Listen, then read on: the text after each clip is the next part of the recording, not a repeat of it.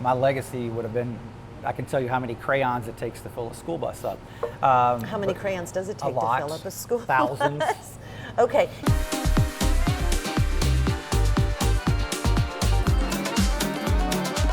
Give the premise. So if you're not familiar with this, there's a school bus. Right. For 13 years, we set out to have the mission that we're going to live in school buses, build a school bus city on Campbell Lane and Bowling Green, until they're so full of school supplies we can't live there anymore, which that grew from 2 tons the first year to 25 tons of school supplies and donations in 2018. But more importantly, now we've launched that. We've kind of, pivoted, and now we're the Stuff the Bus Foundation. We're a 501c3 nonprofit. We award multiple scholarships and thousands of dollars back to schools and communities throughout Southern Kentucky. So it's bigger than even I could have ever dreamed 13 years ago when I first said, I'm going to live on a school bus. This sounds like a great idea.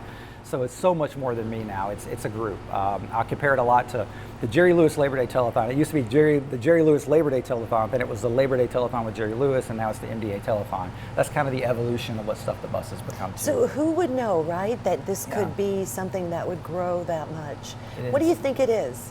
It's the fact that we live in the perfect community. That's the thing about Southern Kentucky. We're big enough to get the job done. There's there's the big players here. There's the Houchins Industries, the Fruit of the Looms, the WKUs.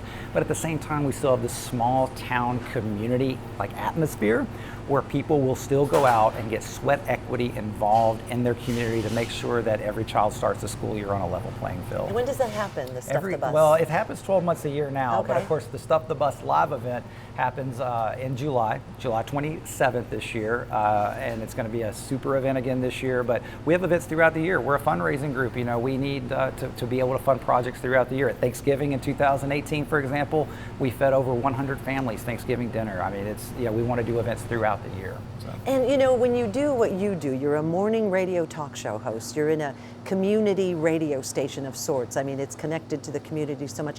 That's so integral to your job, isn't it? Yeah, that's one thing we hang our hats on. We're a 4-time nominee for the National Association of Broadcaster Crystal Award. We've won one of those. That's an elite honor. And in the radio industry, right. That's an elite honor. That's like an Emmy for folks in TV. And that's what we hang our hat on, That's what we tell people. We have to do what the others aren't. And the others aren't our competing radio stations or TV stations. It's Pandora and it's, iTunes, it's Spotify.